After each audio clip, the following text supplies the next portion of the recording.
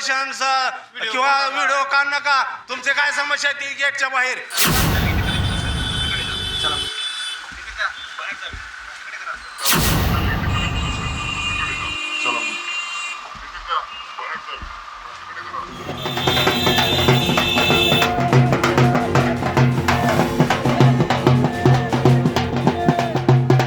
तुमचं निवेदन कुणाला द्यायचं त्यांच्याकडे जावा.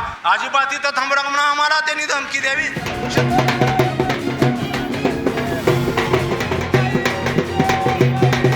आज आम्ही शिवाजी चौकातून आज आंदोलन भीकमाग आंदोलन केलंय, पण आम्हालाही कलेक्टर ऑफिस मध्ये जायला परवानगी सध्या साधी द्यायला तयार नाही. ती आम्ही करायचं काय, सरकारने याच्यावर काय निर्णय घेतोय का नाही, नाहीतर मग आम्हाला स्व इच्छा मरणाची तर त्यांनी परवानगी द्यावी. जिल्हाधिकारी आम्हाला सांगते तुम्ही तो गेटवर अजिबात उपोषण किंवा व्हिडिओ काढ नका. तुमचे काय समस्या ती गेटच्या बाहेर. हे सरकारी हे मालमत्ता आहे. आम्ही सरकारशीच भांडायलो ना, मग आमची दखल घ्यायची ना. त्यांनी सांगायचं आम्हाला कलेक्टर ऑफिस साहेबाकडे जावा, त्यांना भेटा, त्यांच्याकडे समस्या मांडा. तुमचं निवेदन कुणाला द्यायचं त्यांच्याकडे जावा.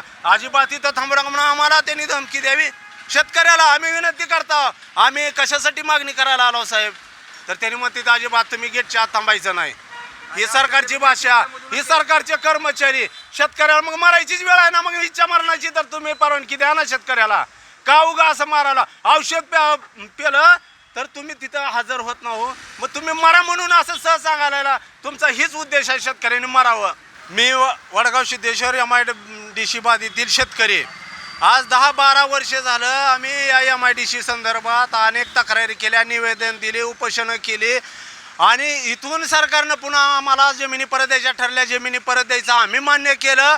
सरकारनं नुकसान भरपाई द्यायची म्हणून समिती गठीत केली, त्या समितीने बी अहवाल दिला नाही. शेवटी आमच्यावर भीक मागण्याची पाळी आली. आज आम्ही भीक मागू आंदोलन करायला, पण सरकार त्याची बी दखल घेत नाही. आम्हाला साधं कलेक्टर ऑफिसच्या गेट समोर उभा द्यायला तयार नाही.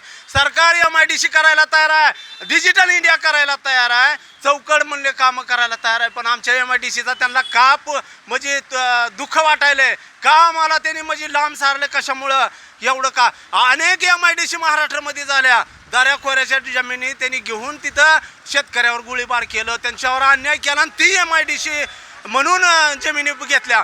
अनेक रस्ते करायचं म्हणून अनेक शेतकऱ्याला बळजुबरीनं त्यांच्या जमिनी घेतल्या. मग आमच्या जे MIDC विरोधात त्यांचं एवढं काम म्हणून ताब्यात घेऊन आता परत द्यायले ती बी बिना म्हणजे नुकसान भरपाई सहित. आम्ही किती वेळ म्हणजे त्रास सहन करायचा. आमचे लेकरं बाळ, आमचे आई वडील, आजोबा पंजोबा मेले ह्या पैशासाठी, आणि आमच्यावर मारायची वेळ आली.